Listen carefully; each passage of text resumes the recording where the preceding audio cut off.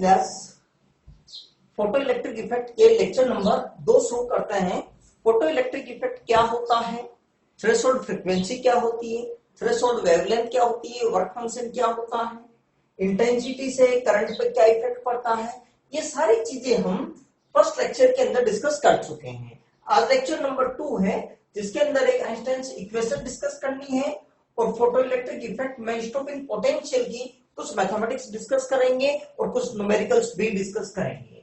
ठीक है, क्विकली एक बार मैं वापस रिकैप कर देता हूं कि हमने ये डिस्कस कर लिया था कि जैसे दो प्लेट है,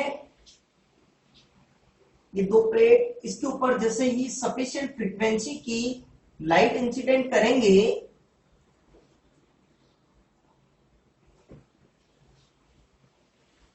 सफिशिएंट फ्रीक्वेंसी की जैसे ही लाइट इंसिडेंट करेंगे, ठीक है, तो इलेक्ट्रॉन इमिट होंगे, ये इलेक्ट्रॉन इस प्लेट पे पहुंचने लगेंगे और करंट फ्लो होने लगेगी। क्लियर? अब अगर करंट को रोकना है, अच्छा, इंटेंसिटी बढ़ाने पर करंट बढ़ेगी और फ्रीक्वेंसी बढ़ाने पर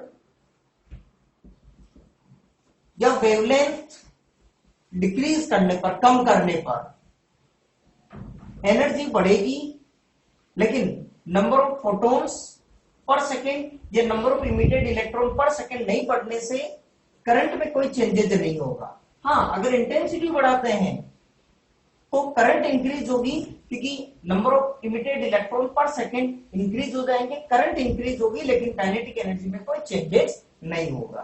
ठीक है, अच्छा, अगर मान लीजिएगा करंट को रोकना है तो हम इसकी पोलरिटी को धीरे धीरे चेंज कर देंगे वेरिएबल बैटरी के जरिए, या फिर यहाँ पर कम्यूटेटर पे लगा सकते हैं। कम्यूटेटर में इसकी पोलरिटी चेंज कर देंगे, नेगेटिव वोल्टेज धीरे धीरे बढ़ाएंगे, -1, -2, -3, और एक पोटेंशियल ऐसा आता है कि जब करंट की वैल्यू कितनी हो जाएगी, 0, उस मिनिमम नेगेटिव वोल्टेज को ही क्या कहेंगे, स्टॉपिंग पोटेंशियल V0। ठीक है, और हमने ये डिस्कस कर लिया कि मैक्सिमम एनर्जी वाले इलेक्ट्रॉन भी यदि यहां नहीं पहुंचा तो कोई भी इलेक्ट्रॉन यहां नहीं पहुंचेगा।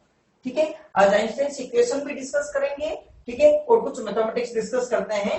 देखिएगा, मैंने आपको लास्ट क्लास के अंदर या लास्ट लेक्चर में ये बता दिया था कि किसी भी सरफेस के ऊपर, मेटेलिक सरफेस की जैसी सफिशिएंट फ्रीक्वेंसी की अपन लाइट इंसिडेंट करते हैं, सफिशिएंट फ्रीक्वेंसी की लाइट इंसिडेंट करेंगे तो पहले इस लाइट की जो भी एनर्जी इस फोटोन की, उसके दो काम होंगे।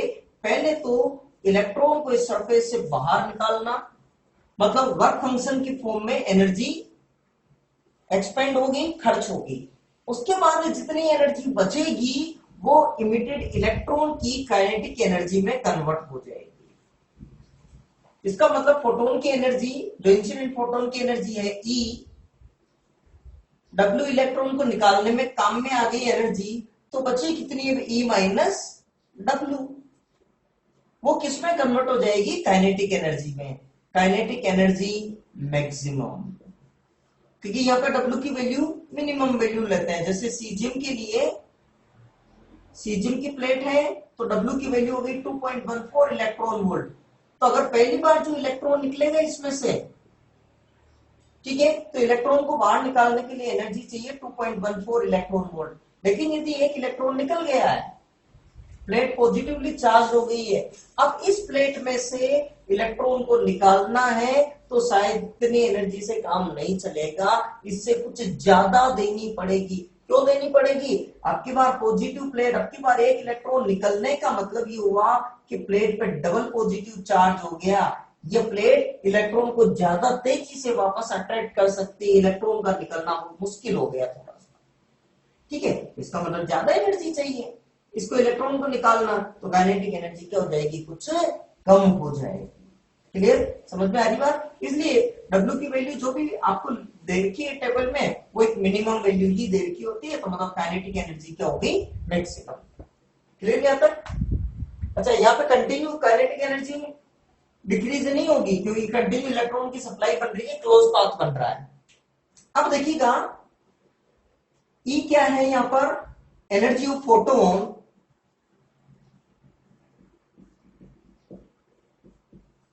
एनर्जी ऑफ फोटोन, इसको लिख सकते हैं h न्यू, इसको लिख सकते हैं hc अपॉन लैम्डा। जहां h होता है प्लांक कांस्टेंट,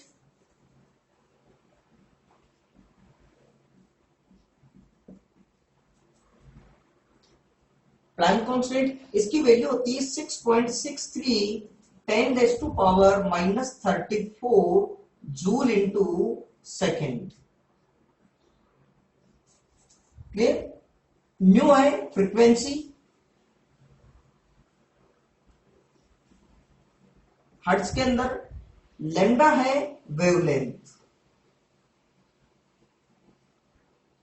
अलग अलग कलर के प्रकाश के लिए लैम्डा की वैल्यू अलग अलग होती है, ये भी बात मैं शायद बता चुका हूं, नहीं तो वापस देख लीजिएगा विप्योर।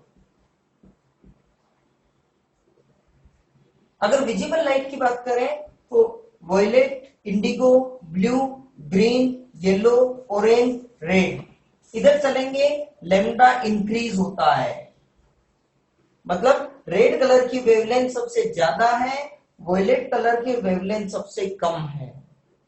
तो अगर फोटोन की बात कर लेते हैं, तो अगर रेड कलर की लाइट का फोटोन है, ठीक है, तो उसकी एनर्जी कम है बजाय वॉयलेट कलर के,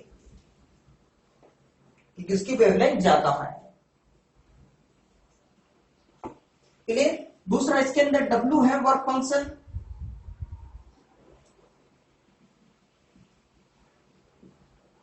वर्क फंक्शन है W, ठीक है ना, वर्क फंक्शन। अच्छा, थ्रेशोल्ड फ्रीक्वेंसी की टर्म्स में वर्क फंक्शन की वैल्यू क्या क्या हो सकती है? W की वैल्यू h म्यू जीरो या फिर h c upon lambda zero. Mu zero क्या है? थ्रेशोल्ड फ्रीक्वेंसी, और लैम्डा जीरो क्या है? Threshold wavelength.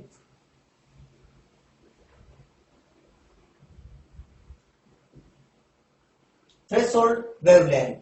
Clear? Kinetic energy maximum,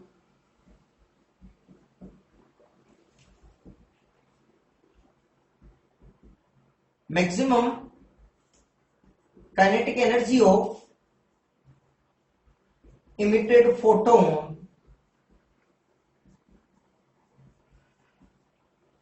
अच्छा, इस न्यूमेरिकल्स में जब भी कोई काइनेटिक एनर्जी की भी बात करे तो मतलब वो मैक्सिमम काइनेटिक एनर्जी पूछते हैं। ये वर्ड को जरूरी नहीं कि स्पेशली लिखा हुआ ही हो कि भाई मैक्सिमम काइनेटिक एनर्जी, ठीक है। अगर नॉर्मली कोई क्वेश्चन दे रखा है कि वर्क फंक्शन दे रखा है और अगर ये भी पूछ लिया कि काइनेटिक एनर्जी कैलकुलेट करो, तो काइनेटिक एनर्जी मतलब वो मैक्सिमम काइनेटिक एनर्जी ही है, हमेशा ध्यान रखना, ठीक है। अच्छा, काइनेटिक एनर्जी का फॉर्मूला क्या होगा? एक फॉर्मूला तो काइनेटिक एनर्जी का हम पढ़ते हैं हाफ एम वी स्क्वायर, ठीक है। तो एक फॉर्मूला तो ये हो जाएगा आपके half m v square maximum. ये क्या है? मैक्सिमम वेलोसिटी, एम मास किसका? इलेक्ट्रॉन का, मैक्सिमम वेलोसिटी ऑफ इलेक्ट्रॉन। और एक फॉर्मूला इसका चलिए बता देता हूं, वी मैक्सिमम बराबर है maximum velocity of emitted electron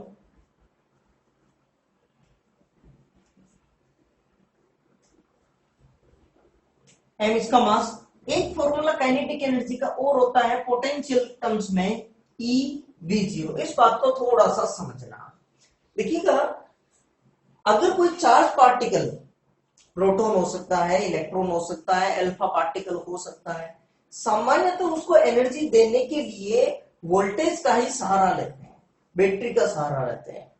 accelerate कराने के लिए उसको, तो सामान्यतः नॉर्मली कोई चार्ज है जिस पर चार्ज पार्टिकल है जिस पर चार्ज है क्यू जीरो, जैसे इलेक्ट्रॉन है तो माइनस ई, प्रोटॉन है तो प्लस ई, अल्फा पार्टिकल है तो प्लस का 2e। ई मतलब क्या है? 1.6 10⁻⁻19 कूलम। ई मतलब इलेक्ट्रॉन नहीं, ध्यान रखना, इलेक्ट्रॉन पे चार्ज कितना है? माइनस ई। प्रोटॉन पे चार्ज प्लस ई, ई मतलब 1.6 × 10⁻⁻19 कूलम। अल्फा पार्टिकल पे चार्ज प्लस 2e, मतलब 2 × 1.6 मतलब 3.2 × 10⁻⁻19 कूलम। क्लियर है यहाँ तक? ठीक है।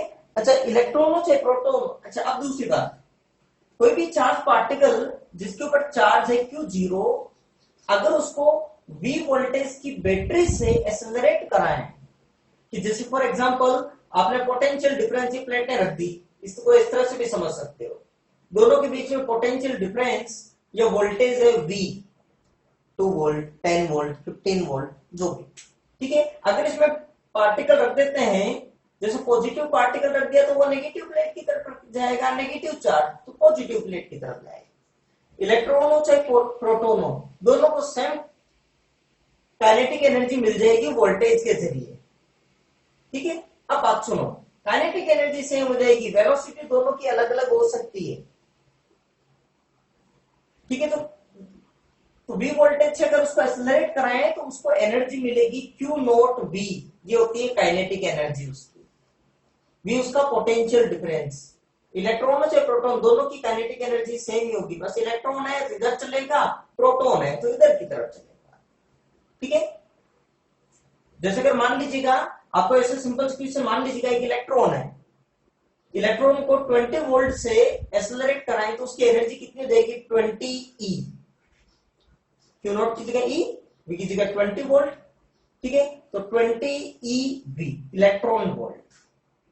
अच्छा, इलेक्ट्रॉन वोल्ट में एनर्जी देने का एक प्लस पॉइंट और भी है कि अगर मान लीजिए हमको पता लग जाएगा कि इसको कितने वोल्टेज से एक्सेलरेट कराया गया है, फॉर एग्जांपल किसी इलेक्ट्रॉन की एनर्जी है 10 इलेक्ट्रॉन वोल्ट, इसका मतलब इलेक्ट्रॉन को एनर्जी देने के लिए हमको 10 वोल्ट के पोटेंशियल डिफरेंस की जरूरत पड़ेगी, 10 वोल्ट का वोल्टेज चाहिए। समझ में आ रही बात, ठीक है। कोई इलेक्ट्रॉन है या कोई प्रोटॉन है जिसकी एनर्जी है 20 इलेक्ट्रॉन वोल्ट, तो उसको कितने वोल्टेज की जरूरत पड़ेगी, 20 वोल्ट, इलेक्ट्रॉन वोल्ट हो गया ना, क्लियर यहां तक। अब बात को सुनो, तो दूसरा, अगर मान लीजिएगा सबकी एनर्जी काइनेटिक एनर्जी अलग अलग, जब मैक्सिमम काइनेटिक एनर्जी वाला इलेक्ट्रॉन भी यदि यहां नहीं पहुंचा तो ये तय है कि फिर कोई भी इलेक्ट्रॉन नहीं पहुंचेगा।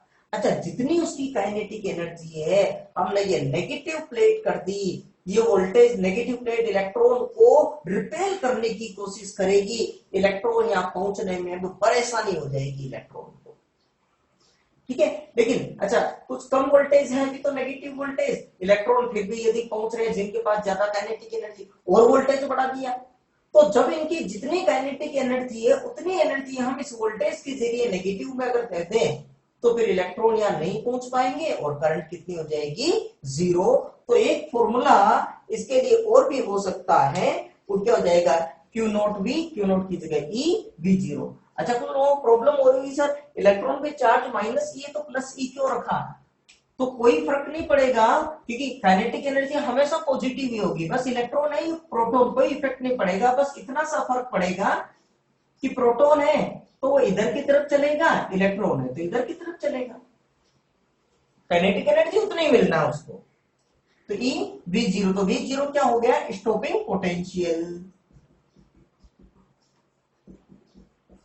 स्टॉपिंग पोटेंशियल, क्लियर यहां तक, ठीक है। तो ये फॉर्मूला, अब बुक के अंदर क्या करना है, बुक के अंदर ये जो इक्वेशन है, कुछ बुक्स में तो E की जगह h ड्यू रखा हुआ होता है, कुछ में E की जगह h c अपॉन लैम्डा रखा होता है, W की जगह h न्यू 0 लिख सकते हैं, h c अपॉन लैम्डा 0 रख सकते हैं। काइनेटिक एनर्जी मैक्सिमम में हाफ m v मैक्सिमम का ये वेलोसिटी है, E V0 भी रख सकते हैं, स्टॉपिंग पोटेंशियल है, तो बहुत सारी फॉर्म बन सकती है, ठीक है, बहुत सारी फॉर्म बन सकती है। अगर मान लीजिएगा मैं E की जगह h न्यू रख दूं, ठीक है, तो ये इक्वेशन ये बन जाएगी h न्यू। अच्छा, इसके अलावा क्या हो जाएगा देखिएगा, तो इक्वल टू क्या हो गया, इक्वेशन थी E माइनस W बराबर हो गई थी काइनेटिक एनर्जी मैक्सिमम, ये बराबर क्या हो जाएगा देखिएगा, W plus kinetic energy maximum, ये इक्वेशन है इसकी, ठीक है। तो E की जगह क्या रख दिया, मान लीजिएगा h न्यू, तो h new 0 plus kinetic energy की जगह आप v² रख दीजिएगा, E V0 रख दीजिएगा, कोई सा भी। आप चाहो तो इसको ये भी लिख सकते हैं, hc upon lambda 0 plus E V0। तो कौन सी, तो बेटे मतलब है तो ये एक ही इक्वेशन, पूरे चैप्टर में, फोटो इलेक्ट्रिक इफेक्ट वाले चैप्टर में लगभग एक इक्वेशन से ज्यादातर क्वेश्चन हो जाता है इंटेंसिटी को छोड़ दे तो। इसी टॉपिक पे इस एक इक्वेशन से लगभग सारे क्वेश्चन। अब न्यूमेरिकल्स में ध्यान रखना, अगर इंसिडेंट फोटोन की फ्रीक्वेंसी दे रखी होगी तो ये वाला टर्म्स में काम में ले लेंगे, अगर इंसिडेंट फोटोन की वेवलेंथ दे रखी होगी तो h/λ वाला फॉर्मूला काम में ले लेंगे। ठीक है, वर्क फंक्शन डायरेक्टली दे रखा है तो W रख देंगे, थ्रेशोल्ड फ्रीक्वेंसी दे रखी है तो HW की जगह h0 कर देंगे, फिर आंसर निकाल देंगे। थ्रेशोल्ड फ्रीक्वेंसी में इस तरह से भी क्वेश्चन पूछा जा सकता है। थ्रेशोल्ड फ्रीक्वेंसी क्या होती है कि इंसिडेंट फोटोन की वे मिनिमम फ्रीक्वेंसी, कि जिससे कम फ्रीक्वेंसी पर फोटो इलेक्ट्रिक इफेक्ट की फिनोमिना नहीं होगी, इलेक्ट्रॉन इमिट ही नहीं होगा। तो ऐसे में तो जरूरी नहीं है कि थ्रेशोल्ड फ्रीक्वेंसी वाली ये टर्मिनोलॉजी यूज में ले, ये भी कह सकते हैं कि मिनिमम फ्रीक्वेंसी इतनी है तो भी मतलब वो न्यूज जीरो है। अच्छा, वेवलेंथ, मैक्सिमम वेवलेंथ, तो ऐसे पूछ सकते हैं किसी मेटेलिक सरफेस के ऊपर मैक्सिमम वेवलेंथ जिससे कि इलेक्ट्रॉन इमिट हो सकता है वो इतनी है, तो मतलब वो λ0 की वैल्यू दे रही है। ठीक है ना, तो इस डेफिनेशन को भी इसको समझना, V0 स्टॉपिंग पोटेंशियल है। ठीक है, तो घुमा फिरा के इसी इक्वेशन में आज न्यूमेरिकल में कुछ चीजें क्लियर हो जाएगी आपसे। क्लियर नहीं आता कोई दिक्कत नहीं, ठीक है चलेगा। तो ये तो हो गई इक्वेशन। और ये अब इक्वेशन में देखिएगा, लास्ट लेक्चर में हमने ये भी डिस्कस कर लिया था, स्टॉपिंग पोटेंशियल इसकी फ्रीक्वेंसी पर डिपेंड करेगा फोटोन की फ्रीक्वेंसी पर। फ्रीक्वेंसी फोटोन की इंक्रीज करेंगे, एनर्जी इंक्रीज होगी, काइनेटिक एनर्जी इंक्रीज होगी, रोकने के लिए ज्यादा वोल्टेज चाहिए तो स्टॉपिंग पोटेंशियल भी ज्यादा होगा। क्लियर यहां तक? आज इसमें मैथमेटिकली भी चेक करते हैं स्टॉपिंग पोटेंशियल ज्यादा है कि नहीं है। यहां तक मैं रख कर दूं इसको, ठीक है। तो ये मेन इक्वेशन हो गई, ये वाली, ठीक है। इसके अंदर ये क्या क्या चीजें होती है ये आप एक बार कॉपी कर लीजिएगा। अब मैं रख कर दूं इसको, ठीक है।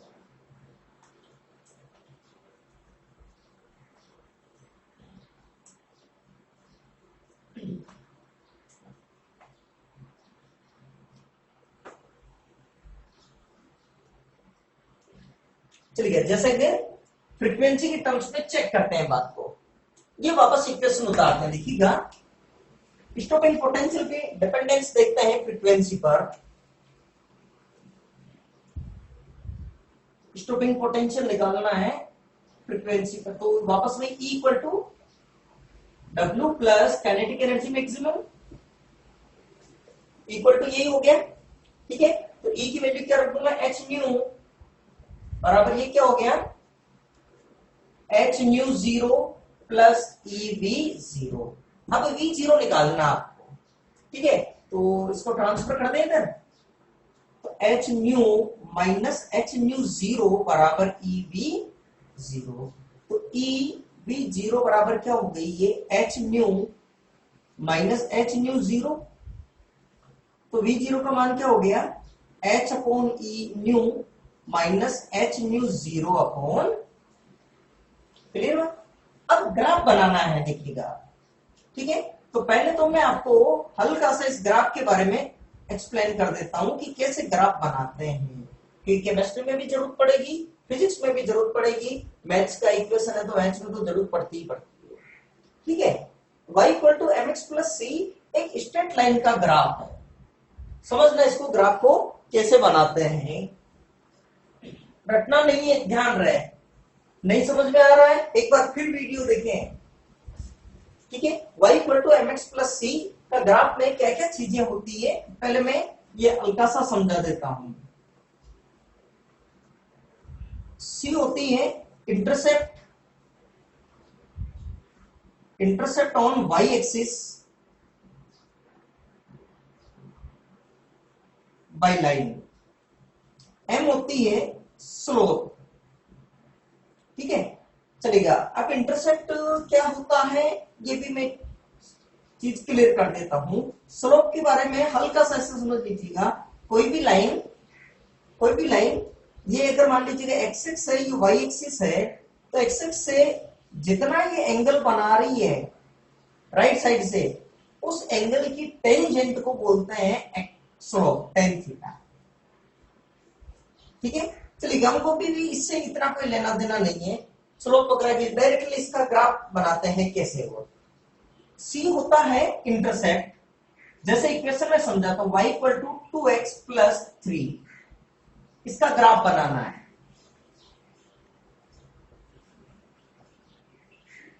टू एक्स प्लस 3, तो कंपेयर कर लो y equal to M X plus C से y equal to M X plus C. हमेशा y का कोफिशिएंट +1 बना देना, पहले सबको ट्रांसफर कर देना, y ही बचना चाहिए और कुछ भी नहीं।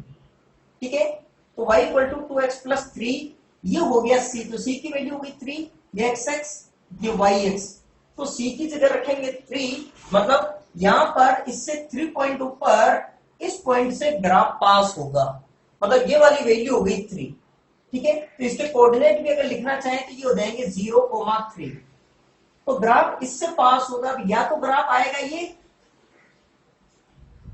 और या फिर ग्राफ आएगा ये, इस पॉइंट से पास होगा। ठीक है, अब कौन सा ग्राफ आएगा, अब साथ में चेक करना m कितना है, c बराबर आ गया 3, m बराबर आ गया 2। अगर m की वैल्यू पॉजिटिव है, m की वैल्यू पॉजिटिव है, इसका मतलब x इंक्रीज होने पर y भी इंक्रीज होना चाहिए, मतलब ग्राफ में x बढ़ने पर y बढ़ना चाहिए। अब देखो दो बात करते हैं, अगर इसकी बात कहें और या फिर इसकी बात कहें, तो इसके अंदर देखिएगा, अगर अपन इधर की तरफ चलें, x की वैल्यू बढ़ी रही है ना, इधर -3, -2, -1, 0, 1, 2, 3, x की वैल्यू इधर बढ़ रही, तो x की वैल्यू बढ़ने पर ग्राफ ऊपर शिफ्ट हो रहा है कि नीचे शिफ्ट हो रहा है, ऊपर शिफ्ट हो रहा है। तो इस वाले ग्राफ में x बढ़ने पर y क्या हो रहा है, इंक्रीज हो रहा है। इसमें देखिएगा, इसमें अगर बात करें इस ग्राफ में, तो x बढ़ने पर देखो y क्या हो रहा है, डिक्रीज हो रहा है। तो अगर m पॉजिटिव हो तो x बढ़ने पर y बढ़ना चाहिए, इंक्रीज होना चाहिए।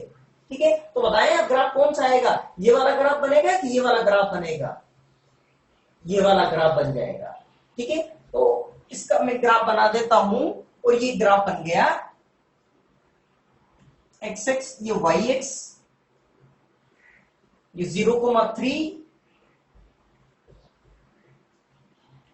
और ये ग्राफ बन गया कि ये वाला ग्राफ बन गया।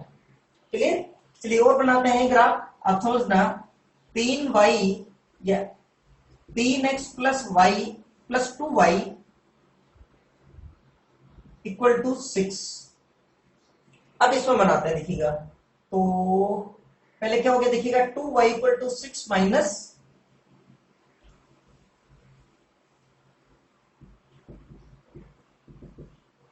तो 2y इक्वल टू क्या हो गया, माइनस का 3x प्लस का 6, तो y इक्वल टू कितना हो गया, माइनस का 2 से डिवाइड कर दें, सब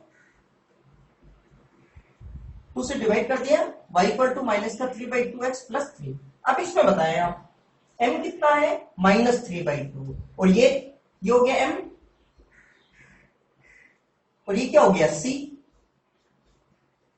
तो अब इसका ग्राफ बनाना है अगर आपको, तो देखिएगा ये xx, ये yx। ठीक है, तो c की वैल्यू हो गई 3, मतलब ग्राफ इसी पॉइंट से वापस पास होगा, ये कोऑर्डिनेट हो गए 0,3, ये हो गया इंटरसेप्ट। कोई भी जो भी लाइन इससे पास होगी, yx पे जो इंटरसेप्ट होता है वो होता है c। अब बताओ x, m नेगेटिव है ना, m नेगेटिव है, तो x इंक्रीज होने पर y डिक्रीज होना चाहिए, तो डिक्रीज होना चाहिए, तो बताएं कर किस तरह से बनेगा, इस तरह से या इस तरह से, ये ग्राफ बन जाएगा। देखिएगा, x जैसे जैसे इंक्रीज हो रहा है, y नीचे शिफ्ट हो रहा है, तो ये बन जाएगा ग्राफ। क्लियर। अच्छा, अगर इस ग्राफ में अगर आपको ये पॉइंट निकालना भी हो, इस ग्राफ में ये पॉइंट निकालना भी हो, तो ये तो हो गया ओरिजिन 0,0, ठीक है ना। ये वाला पॉइंट भी अगर निकालना है, वैसे तो 0,3 है, x की वैल्यू 0, y की वैल्यू 3, तो इस पॉइंट के ऊपर y एक्सिस पे कौन सा कोऑर्डिनेट 0 होता है, x कोऑर्डिनेट हमेशा ही 0 होता है। तो इस पूरी इक्वेशन में भले ही आप x की जगह 0 रख दो, y की वैल्यू निकाल लो। देखो x की जगह रखो 0, तो 2y इक्वल टू 6, तो y की वैल्यू कितनी होगी 3। अच्छा ये वाला पॉइंट निकालना है, तो ये वाली कौन सी लाइन हो गई, एक्स एक्सिस। तो एक्स एक्सिस पर कौन सा कोऑर्डिनेट हमेशा जीरो होता है, वाई कोऑर्डिनेट जीरो होता है। तो इसमें वाई की जगह जीरो रख दो और एक्स की वैल्यू निकाल लो, तो वाई की जगह रख दें जीरो, तो वाई कोऑर्डिनेट तो जीरो हो ही गया। एक्स कोऑर्डिनेट कितना हो जाएगा, देखो 3x इक्वल टू 6, ठीक है। तो एक्स की वैल्यू कितनी हो गई 2, तो 2,0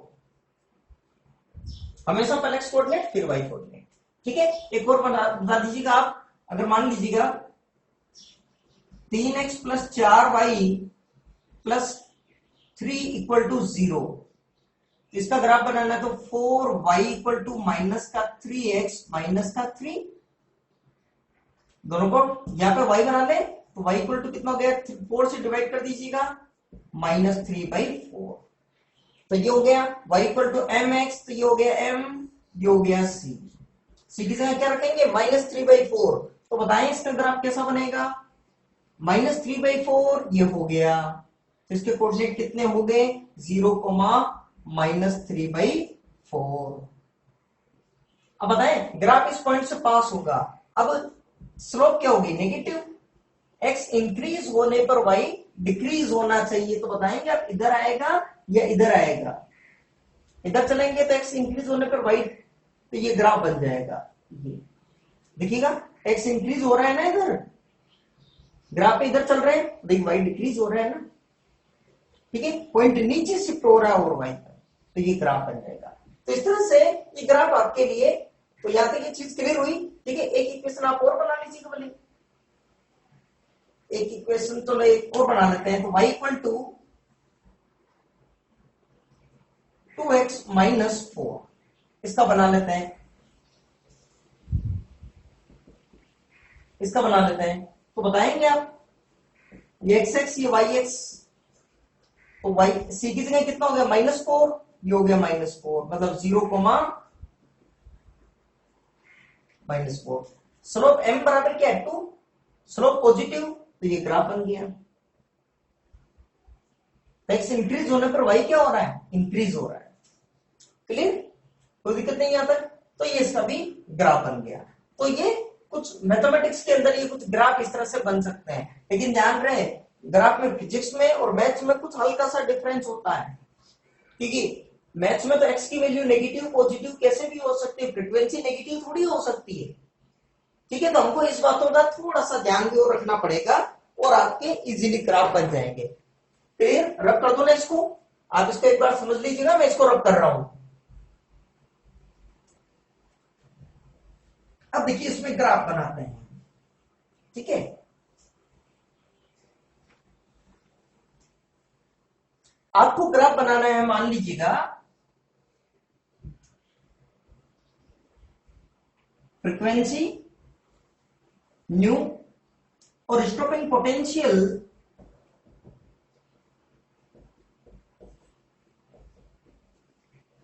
v0 के बीच में ग्राफ बनाना है, ठीक है। तो y एक्सिस पर तो हो गया ये, x एक्सिस पे क्या हो गई फ्रीक्वेंसी, ठीक है। तो कंपेयर कर लेते हैं, देखिएगा अब इसको कंपेयर करो, देखो तो y equal to mx plus c,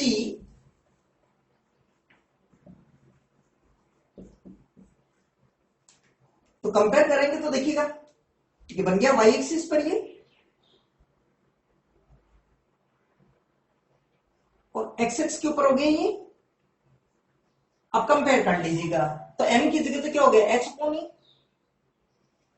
तो इसकी स्लोप तो क्या बन गई, स्लोप m बराबर h अपॉन e, h की वैल्यू फिक्स है, e की वैल्यू फिक्स है 1.6 × 10⁻19 कूलम, ठीक है। तो स्लोप की वैल्यू आ गई पॉजिटिव, क्लियर यहां तक। c की जगह क्या हो गया माइनस का h न्यू 0 अपॉन c आ रहा है नेगेटिव, मतलब ये ग्राफ अब यहां से शुरू हो जाएगा, और ये वैल्यू कितनी हो गई, अगर इसके कोऑर्डिनेट भी देखें तो 0, -h न्यू 0 अपॉन, आप चाहो तो इसको ये भी लिख सकते हो h न्यू 0 क्या हो गया w, -w अपॉन, मतलब ग्राफ इस पॉइंट से पास हो जाएगा, ठीक है।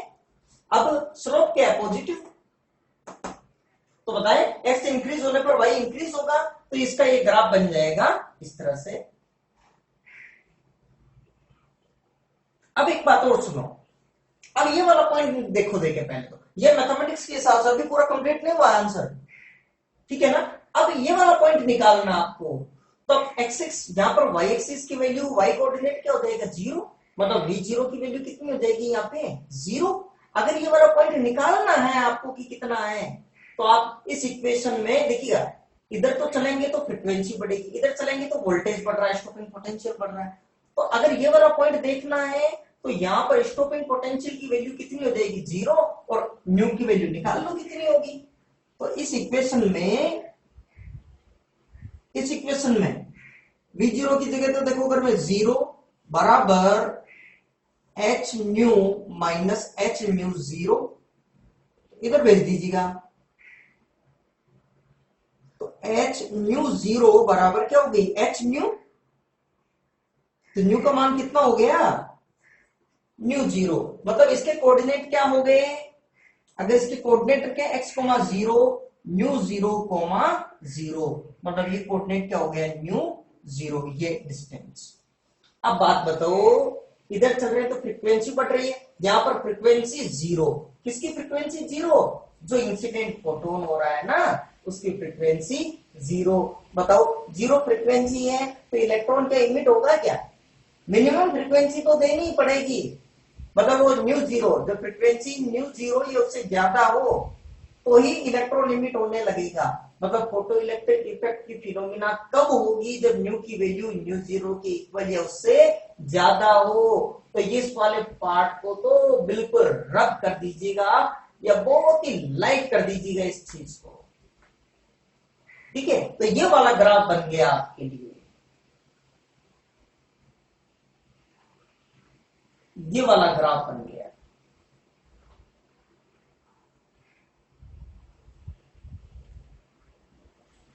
ये ग्राफ बन गया, ठीक है ना। तो ये इस तरह से ग्राफ बन गया, किस किस के बीच में हो गया ये ग्राफ, वोल्टेज और फ्रीक्वेंसी, और साफ साफ इसमें पता लग रहा है कि न्यू की वैल्यू और फ्रीक्वेंसी बढ़ाएंगे तो स्टॉपिंग पोटेंशियल इंक्रीज होगा। समझ में आ रही है मेरी बात, ठीक है ना। अच्छा एक चीज बताओ, ये वैल्यू क्या बता रही है, थ्रेशोल्ड फ्रीक्वेंसी, तो जिसमें अगर थ्रेशोल्ड फ्रीक्वेंसी ज्यादा होगी उसका वर्क फंक्शन भी ज्यादा होगा, ठीक है। एक क्वेश्चन इसमें बन जाता है ऐसा, एक क्वेश्चन इसके अंदर ऐसा बन जाता है कि देखिएगा,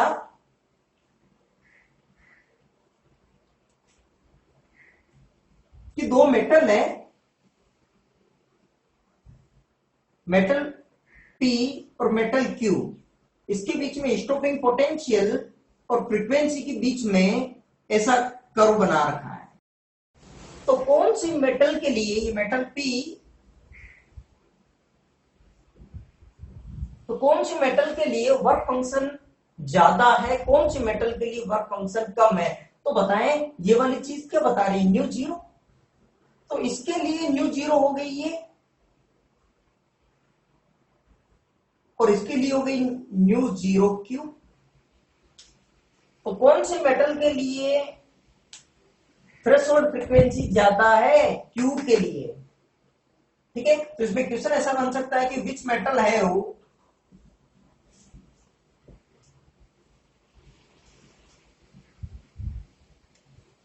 हायर वर्क फंक्शन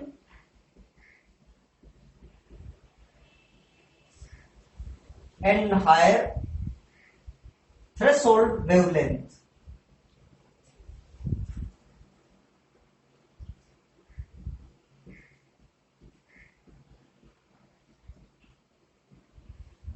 तो बताएंगे जिसके लिए, तो वर्क फंक्शन किसके लिए ज्यादा है, तो जिसकी ये फ्रीक्वेंसी ज्यादा है, क्योंकि वर्क फंक्शन W बराबर क्या होता है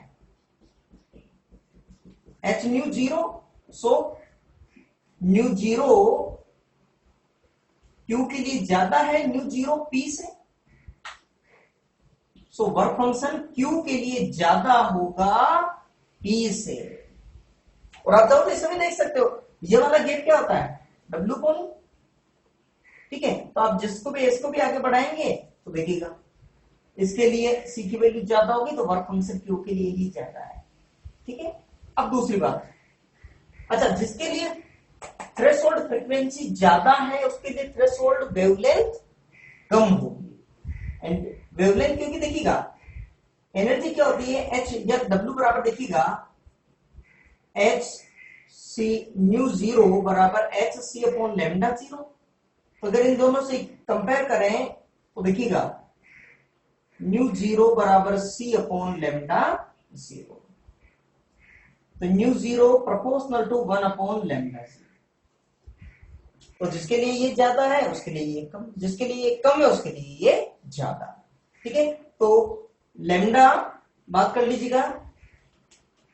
तो थ्रेशोल्ड वेवलेंथ किसके लिए ज्यादा है, पी के लिए।